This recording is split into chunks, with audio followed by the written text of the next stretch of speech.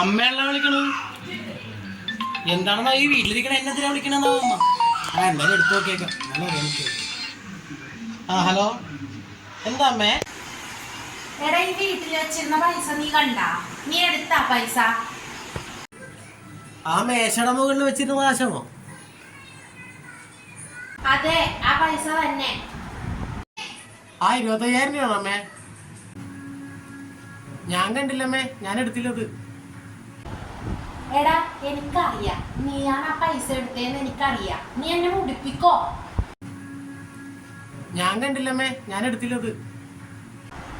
നീ ഒരു കാലത്തും ശരിയാവൂല. നീ ഇങ്ങോട്ട് വാ, നിന്നെ ഞാൻ ശരിയാക്കി തരാം. ഇല്ല, ഞാൻ വരുന്നില്ല. ഞാനൊരു അർജന്റ് മീറ്റിംഗിലാണ്.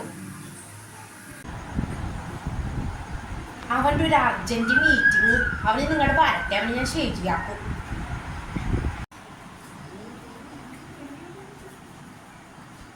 ഇതാണടാ നിന്റെ അർജന്റ് മീറ്റിംഗ്.